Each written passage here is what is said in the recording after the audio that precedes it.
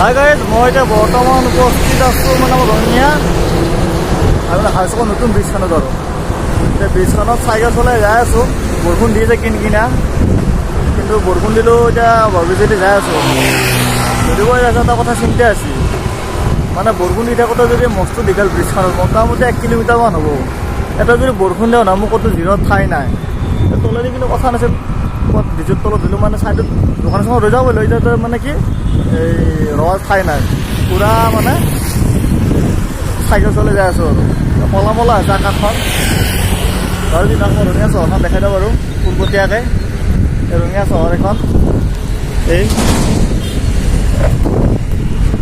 এই আৰু ৰঙিয়া চহৰৰ এই নতুন ব্ৰিজখন। এটা উদাহৰণ দিম মই, মানে এতিয়া মই বৰ্তমান এই অভাৰব্ৰিজটোত মানে উঠোঁতে অলপ কষ্ট হৈছে, ভাল হোৱা না, চাইকেল চলে এতিয়া ধুনীয়াকৈ পেডেল নামাৰে মই নামি যাই আছোঁ। এতিয়া মই মানে অলপ কষ্ট কিনে মানে ফল পাইছোঁ, সুখ পাইছোঁ। সেইকাৰণে জীৱনৰ আৰম্ভণিখিনিত মানে অলপ কষ্ট কৰিব লাগে। পঢ়া শুনাৰ ক্ষেত্ৰত ধৰক পঢ়া ছোৱালীৰ কাৰণে জীৱনৰ কৰ্ম কৰা মানুহ আৰম্ভণি কষ্ট কৰিব লাগে।